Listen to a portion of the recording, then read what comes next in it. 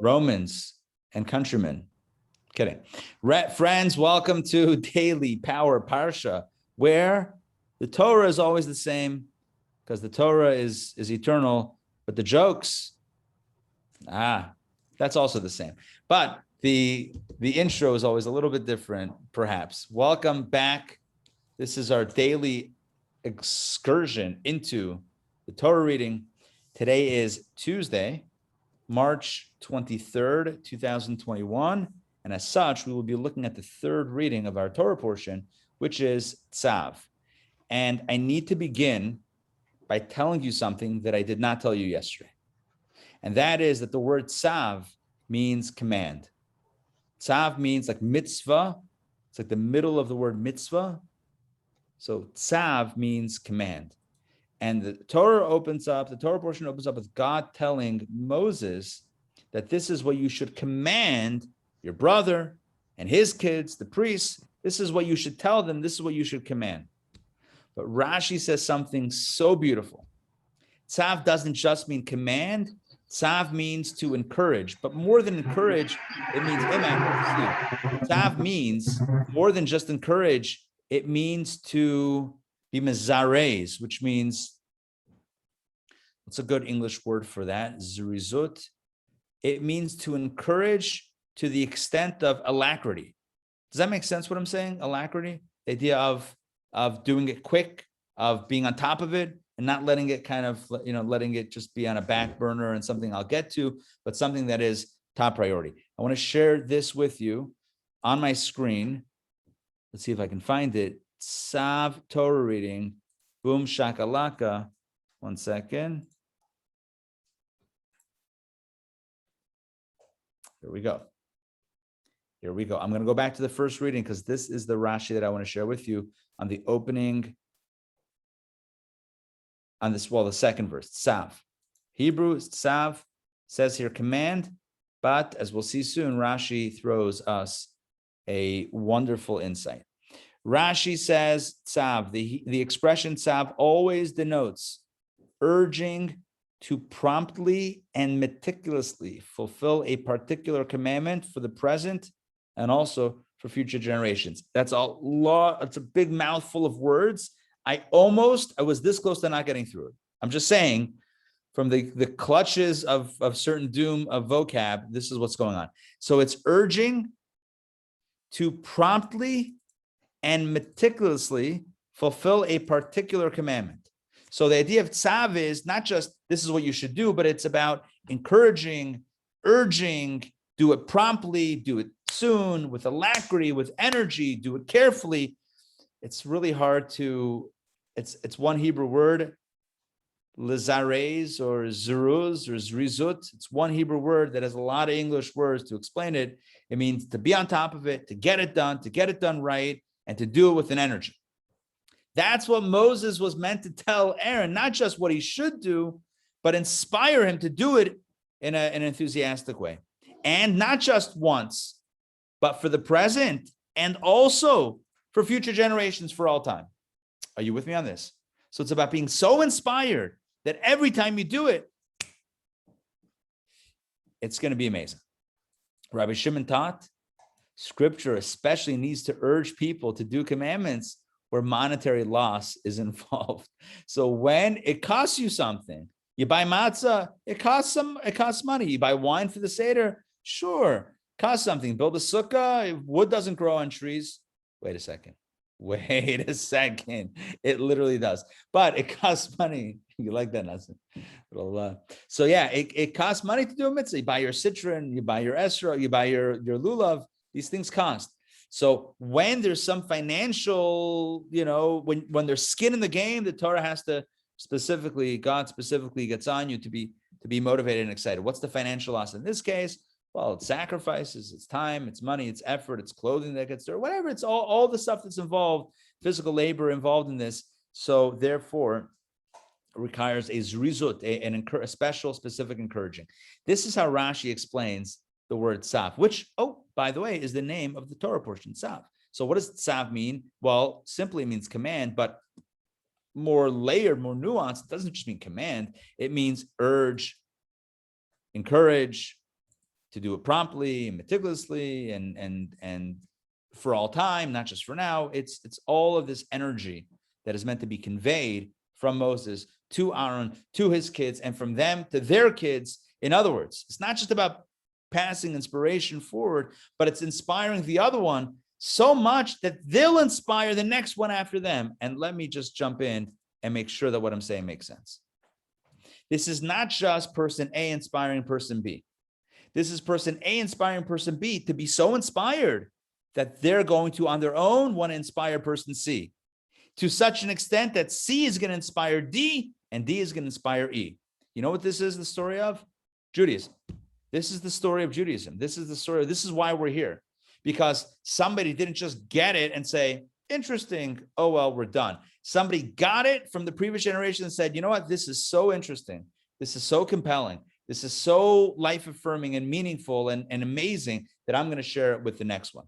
I'm going to pass it forward. That's why we're here. So this is about not only inspiring the next one, but inspiring the next one to be a source of inspiration to the one after them. That's what we're talking about here. Another element on this, I told you, this is like, we didn't do this yesterday, but it's a lot. It's a world of insight in this one word. That's the name of the Torah portion. Tzav is also, as Rashi said, being so inspired that you're new today and tomorrow. It's easy to be inspired the first time you do something. First time you wrap tefillin, it's amazing. It's new. It's got that fresh, new new tefillin smell, right? It's everything's new. It's a new mitzvah. It's a new experience.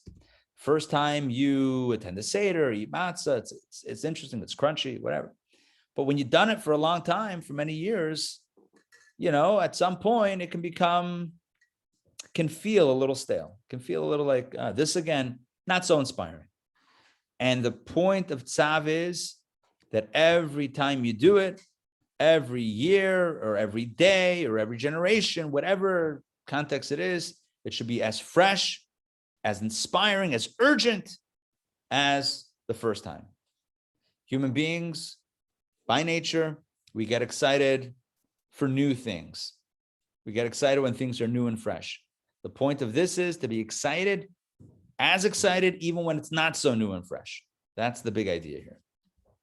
There's a verse in Torah, I think it's in Deuteronomy, where Moses tells the people, don't serve idols, the ones that your parents never knew. We studied this inside. The phrase is something like, don't serve idols, and mention specifically idols that your parents never knew. What's the point of adding that? All idols are off limits. What does it mean that the idols that your parents didn't know?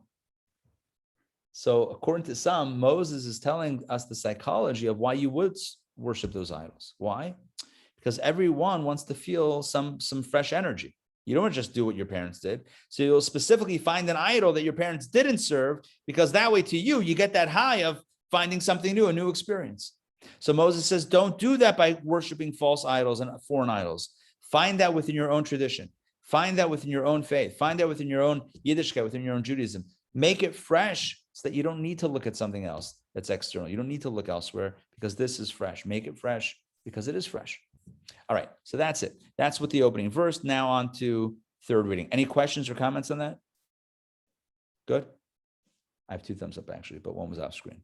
Okay, let's jump into our Torah text. Where is our Torah text? I think I found it.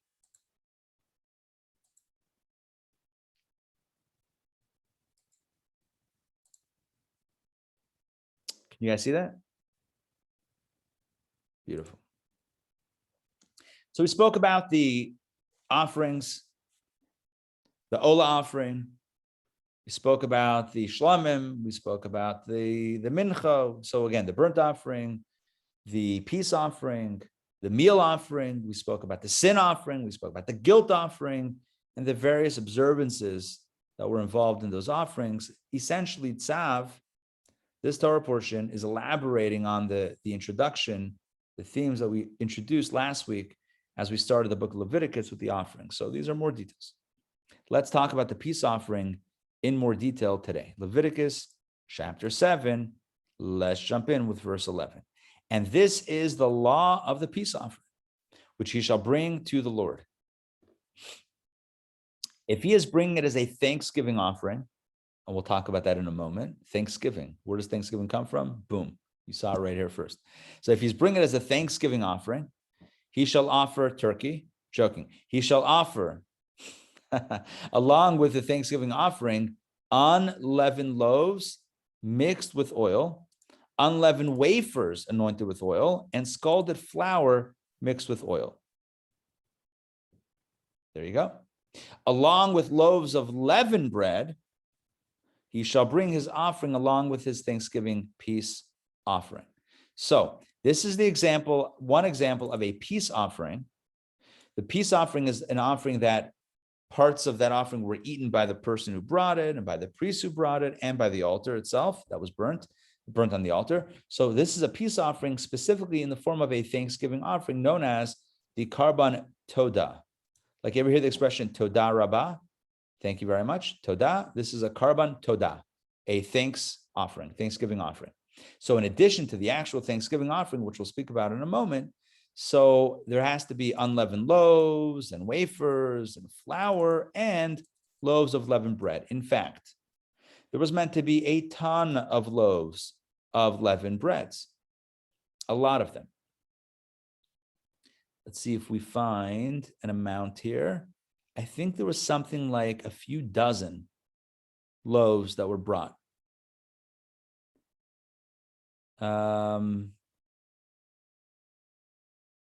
Okay, I don't see the number right here, but if I recall correctly, there's a lot of loaves that are brought along with the Thanksgiving offering. So let's explain why and what and where and how and who.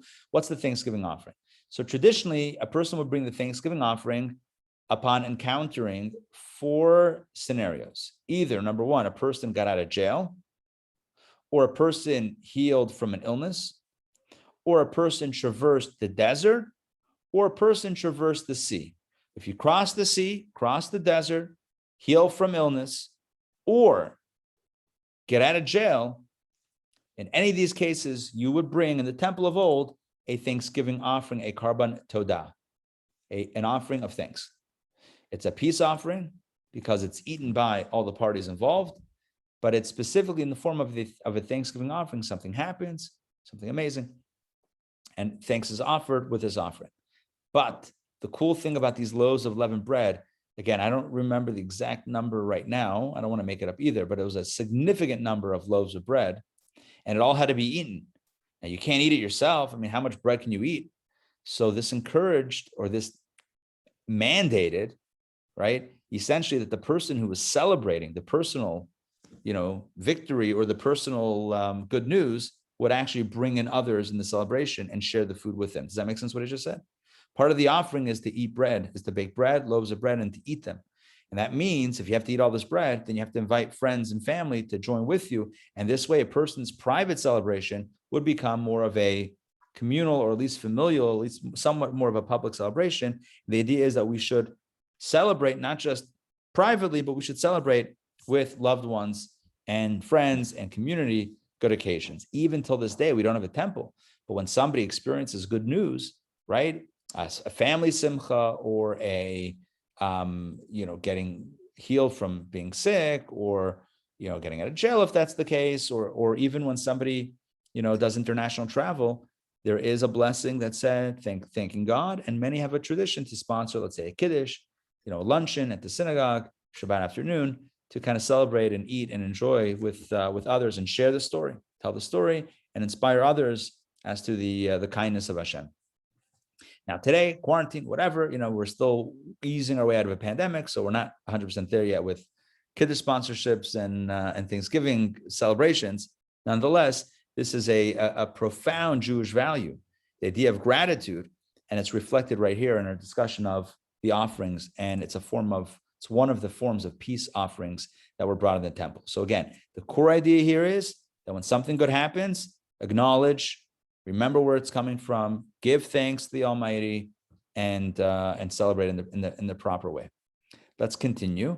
He shall bring it, and if anyone who has a question, comment, just jump right in. Don't wait for me to ask, just jump right in. And he shall bring from it one out of each offering as a separation to the Lord.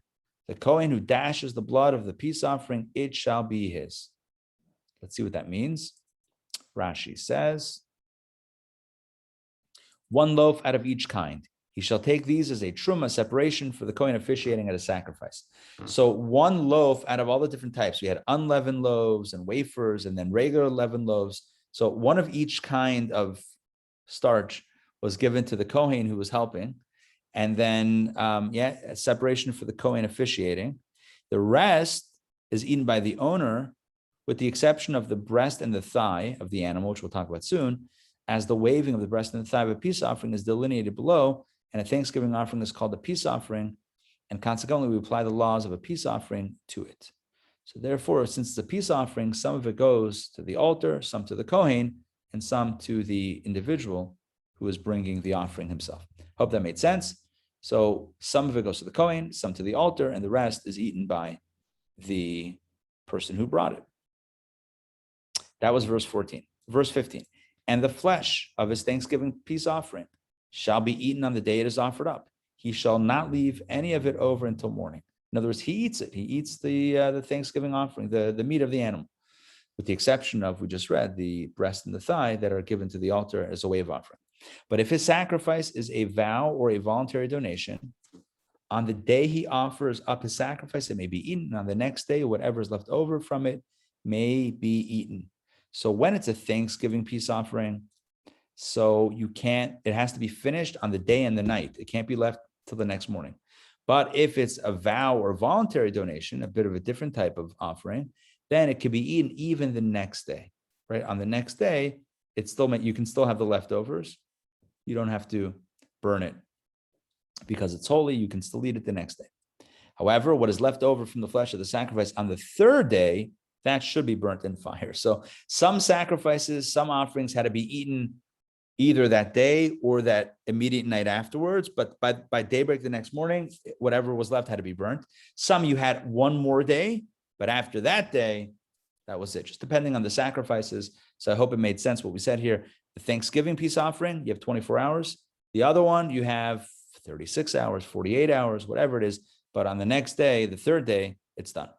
And if any of the flesh, verse 18, if any of the flesh of his peace offering is to be eaten on the third day, right? Not the Thanksgiving offering, the peace offering that you had an extra day, but on the third day, it shall not be accepted. It shall not count for the one who offers it. Rather, it shall be rejected. The person who eats of it shall bear his sin. So you can't eat it on day number 3. It doesn't work. You have to eat it before and burn whatever's left.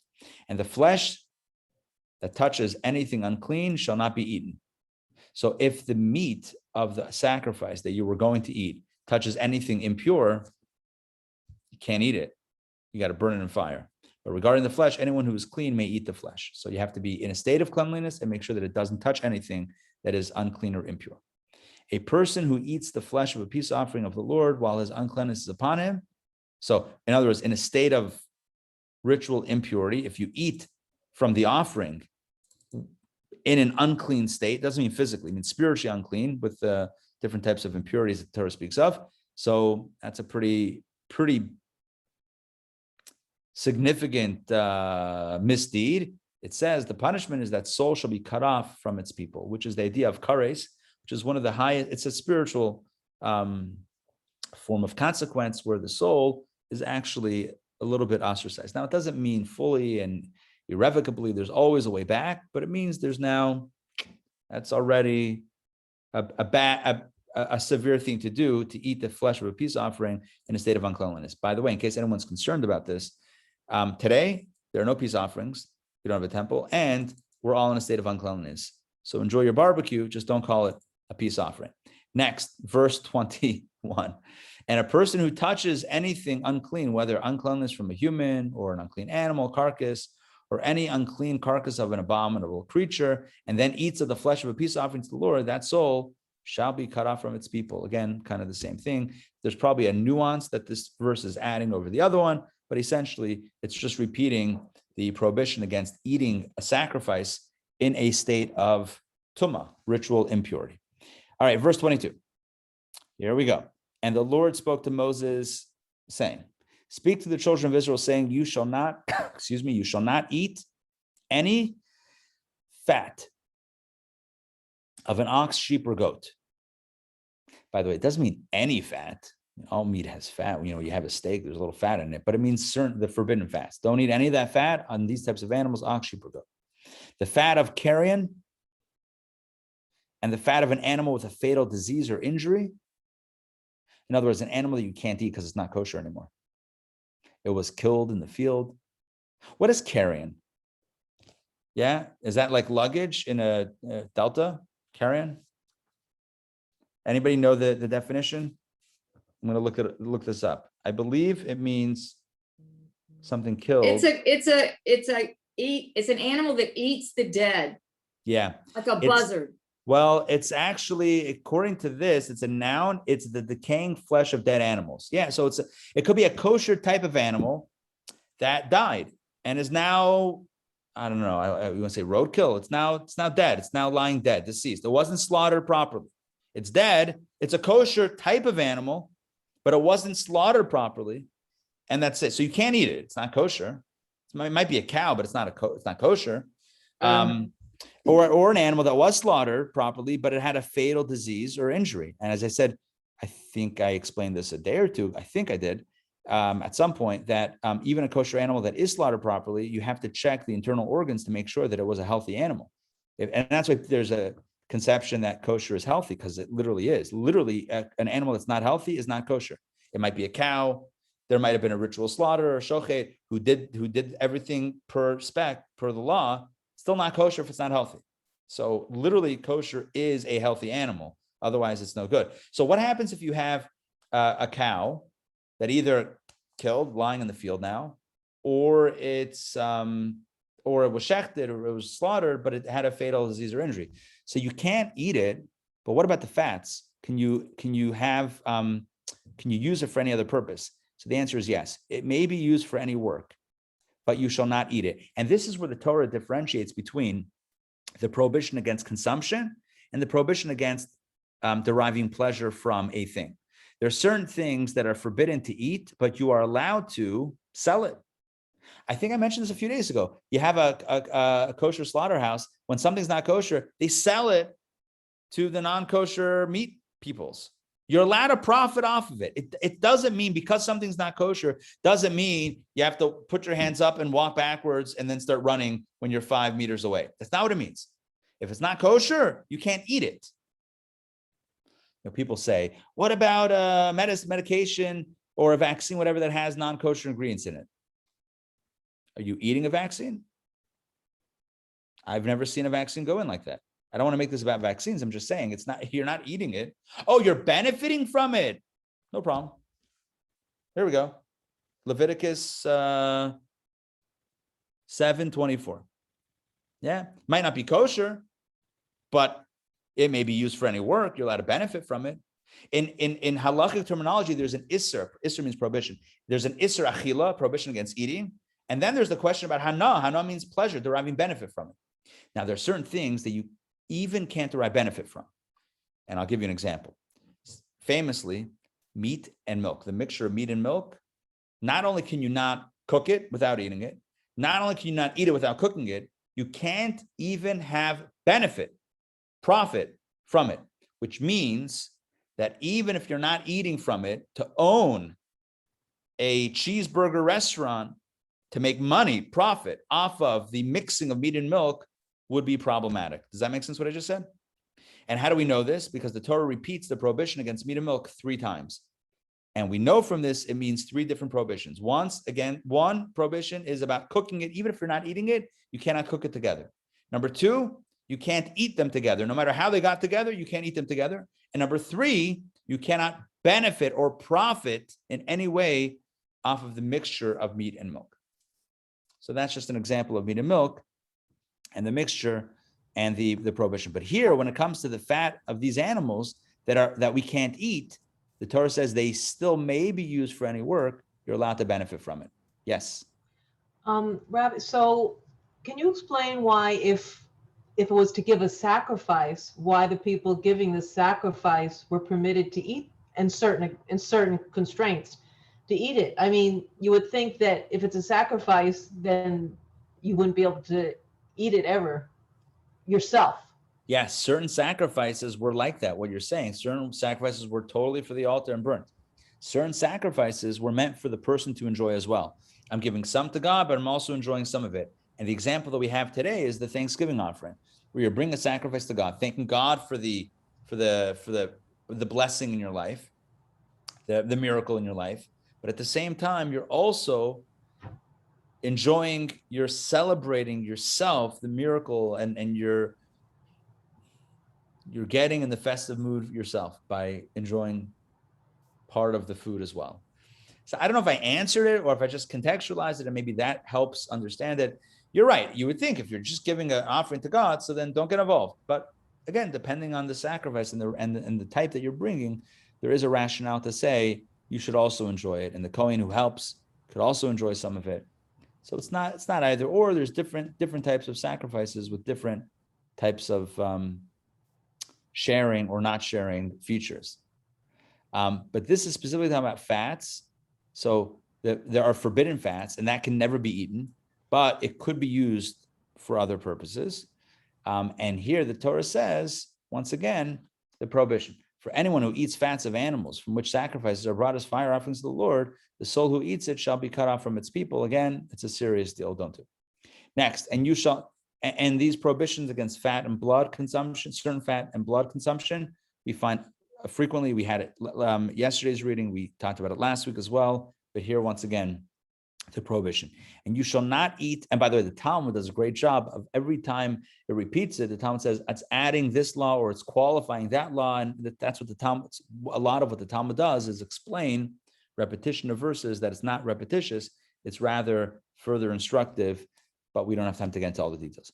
And you shall not eat any blood, no blood eating in any of your dwelling places, whether from birds or from animals. Anyone who eats blood, that soul shall be cut off from its people. So again, kares, don't do it. All right, let's continue. And the Lord spoke to Moses saying, 29, speak to the children of Israel saying, anyone who brings his peace offering to the Lord shall bring his sacrifice to the Lord from his peace offering. There you go.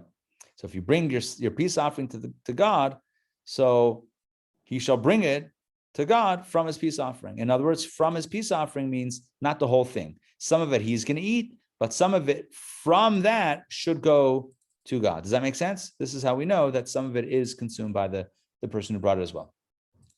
His own hands shall bring the fire offerings of the Lord, the fat on the breast, he shall bring it, the breast, to wave it as a waving before the Lord. And the Kohen shall cause the fat to go up in smoke on the altar, and the breast shall belong. Oh, I'm sorry, I misspoke before. It's the breast and the thigh that go to the Kohen. The fats go on the altar to be burnt. So he first does a wave offering. He lifts it up and moves it around. There's a specific formula to how to do that. And then the Kohen shall cause the fat to go up in smoke on the altar, and the breast shall belong to Aaron and his sons. And you shall give the right thigh also as an elevation offering to the Kohen from your peace offering. So again, this peace offering, some of it, the majority was eaten by the person who brought it. Some of it went to the Kohen, and the fats and other parts went to the altar to be burnt. Any one of the sons of Aaron who offers up the blood of the peace offering and the fat, he shall have the right thigh as a portion. So if you participated in it as a Kohen, you have the right to eat part of that part of the animal. For I have taken the breast of the waving and the thigh of the elevation from the children of Israel, from their peace offerings, and I've given them to Aaron the Kohen and to his sons as an eternal statute from the children of Israel. God says, I'm hooking up the priests with these parts of the offerings. This is the grant for Aaron's atonement and his son's atonement from the fire offerings of the Lord on the day that he brought them near to be Kohanim for the Lord. In other words, this is what is granted to Aaron. There's a perk of being a Kohen. You don't own land. You don't have a day job. So how do you eat? How are you supported? Through your service. Through your service in the temple, you get a piece here, a piece there. That's how you live. So this is the grant. This is what's granted for Aaron's atonement and his son's for his anointment. I may have said atonement. Aaron's anointment and his son's anointment from the fire offerings of the Lord on the day that he brought them near to be according to the Lord, which the Lord commanded to give them on the day that he anointed them from the children of Israel. This is an eternal statute for their generations, the idea of benefiting the Kohen with these gifts of the peace offering. This is the law for the burnt offering, the meal offering, and the sin offering, and the guilt offering, and for the investitures, and for the peace offering. In other words, this is the summary verse. All of the aforementioned are the laws for all these different types of offerings, which the Lord commanded Moses on Mount Sinai on the day he commanded the children of Israel to offer up their sacrifice to the Lord in the Sinai desert. So these are the commandments that God gave to Moses on Mount Sinai. And then Moses communicated with the people, and that's what happened. By the way, in case you're wondering, why are we back at Sinai? I thought we're past Sinai. We've mentioned many times, Moses spent 40 days on the mountain. He wasn't suntanning. He was learning the law from God. God was teaching him the law that he then taught over the next little while. When Moses came down from the mountain that first time, the people were worshiping the golden calf, and that was a process to fix that and then to get back on schedule. Once they got back on schedule, the first thing was building the Mishkan. They built the tabernacle and then had to operate within that structure, the offerings, the roles of the priests, and all the different animals. All of that was delineated. But originally, all of that was taught to Moses back up on the mountain on those original 40 days. Does that make sense? So Torah was communicated to Moses by God, primarily on Mount Sinai, and then it was delivered to the people as it unfolded. Okay, so that is today. So what insight do I want to leave you with today? Number one, Tzav, the name of the portion. Tzav is zeros. Tzav means alacrity. Tzav means we're not sleeping on the job. Tzav means we're excited about the job, right? So it's about the excitement and the passion. So number one, we need to be passionate. No stale Judaism. Fresh, excited, vibrant, enthusiastic, and be so enthusiastic that when somebody sees you, they become enthusiastic. That's the point. Be what's the right word? I don't know. Be a force of energy that others can't help, not just to be swept up in it, but they themselves will be their own force of energy to then pay it forward and pass it along to someone else. So that's one message that I want to leave you with. The second message is regarding the Thanksgiving offering, as I mentioned before. When the miracles in our lives happen, and maybe they're big and maybe they're just a little, maybe just something worked out. You know, I was looking for something and it worked out. I got a phone call and whatever, something worked out. Let's pay attention and let's give thanks where thanks is due. No, we're not schlepping an animal to the temple, and we're not doing a wave offering of a thigh and a breast and all the loaves of bread that came along with it. We're not doing that today. What we can do is offer a few thoughts, a few words of prayer to God, to thank God for the blessings that we have. All too often, we end up fetching about what we don't have. But let's spend some time being thankful and having gratitude. In fact, it's not just good for God, it's good for us. Maybe it's more about us than even God. God needs our thank you. It's nice, but it's more about us. Ask any positive psychologist worth their degree today, and they'll tell you that one of the most effective things that you and I can do to boost our positivity and happiness quotient is keep a gratitude journal, or write down each day a few things that we're grateful for, a few things that we appreciate, a few blessings in our lives. And just thinking about the blessings and articulating them, even for ourselves, is profoundly transformative. We have an opportunity to do this every morning. We say, Moda Ani, thank God for being alive, thank you, Hashem, for returning my soul into me, returning my soul to me, and for giving me life once again today. We don't take things for granted. Rather, we appreciate what we have. And with that, it benefits us. And that's like the Shlomim. As much as was given to the altar and the Kohen, it was the one who brought it who benefited the most. And that's not a problem. It's not a sin. It's a good thing. If we know where the blessings come from, it's okay that we're happy and we celebrate it and we enjoy it. That's what God wants us to enjoy the blessings. It's important for us to know though where they come from. All right. Thank you for joining me today for DPP. I hope this made sense. I hope you enjoyed it. Tomorrow is Wednesday. Same bad time, same bad channel. We're on. Given the nature of Erev Pesach and just everything going on at Chabad and cleaning and everything and just organizing and whatnot, we're not going to be in person. We'll be on Zoom, but hopefully after Pesach, we'll get back into our routine and we're going to be, please God, meeting more and more often on a steady and consistent basis, which I'm looking forward to, and also on Zoom. All right, great to see everybody. Any questions, comments? I have a question for the Sure. Hametz. So we Yeah. have to sell it by Friday morning, but we can still have challah. Correct. And then We sell it with discard the it yes, if we any sell it left. with the intention, because you can't sell it, after on Shabbat, you can't make a transaction. So we sell it Friday and we do it early enough where it hits that time where it would typically be the time to sell it on a not normal, but when it's not Shabbat, Erev Pesach is not Shabbat. So we do it by the morning, but we have in mind that the sale is contingent.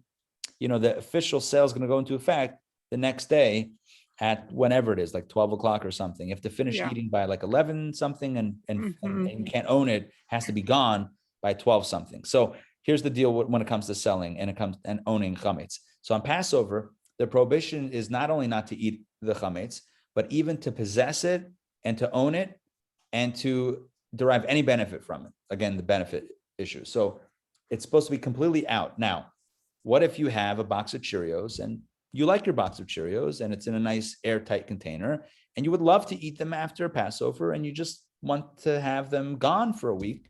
Can you do that? The answer is yes. You sell your chametz to someone who isn't Jewish. And that way, over Passover, you don't own it. Even if it's in your closet, you tape it up, you close the door, whatever it is, and it's legally, halachically, it's no longer yours. And then after Passover is over, the sale reverses, and now you can have your own thing. Now, how do you sell the chametz? We're going to have to find someone to do it. You don't need to do it. Rabbis will sell it for you.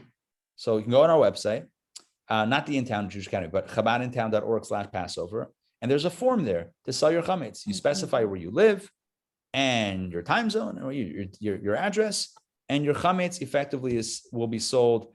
Rabbis sell chametz on behalf of many, many, many, many, many, many people. You could do it on Chabad.org, on the mothership website. You could do it, different ways. But the main thing is that we don't officially, we don't eat, see, or even officially possess and own the chametz. And so again, if it still is in our house, just put it away in a cabinet, just tuck it away and put a piece of tape over it, non-sticking too much tape. You don't want to peel it off and your cabinet wood finish comes off. That would be awkward. And blaming the rabbi, do not blame the rabbi. Use it's a good tape. Not masking tape is a little bit harsh. They have gaffer's tape. Is that what it's called? Whatever. There's certain tapes that are non-marking tapes. So use the non-marking tape up your cabinet or your closet or your pantry, whatever it is, where you have your chametz stored. Paint. And that's it. Yeah, painter's tape, the blue stuff, right? Exactly. And just put it away, sell it, and you're done. Oh, and then the challah. Your question is, what about the challah on Shabbat? You have in mind that the sale is officially selling all your chametz, but you're going to have a certain amount that's out that you're going to finish or destroy by the time the sale officially kicks in legally. So by the 12, whatever it is time on Saturday, you'll either have eaten it or put it away. And challah, it's not going to stay for a week. It's going to get whatever. No. Cheerio stays a little bit better, but not challah. Right? That's not a good idea unless you want green challah to do an experiment and find maybe some sort of cure to something. But anyway, the point is that that you want to get rid of it. So flush it down the toilet or finish or eat it, and that's it. But you can sell it. It's not a problem. This year, that's how the sale works. Okay. Thank you. It's easy peasy. It'll take you 2 minutes online to do. But then it's not just about selling it. You have to then just put it away, and that's it. And so what do you eat during Passover? Matzah, fruits and vegetables, whatever else you eat. But just nothing of the leavened varietal. All right, good. Hope that makes sense. Awesome. Great to see you all. We'll see you tomorrow and have a wonderful day. Bye, everybody. See you soon.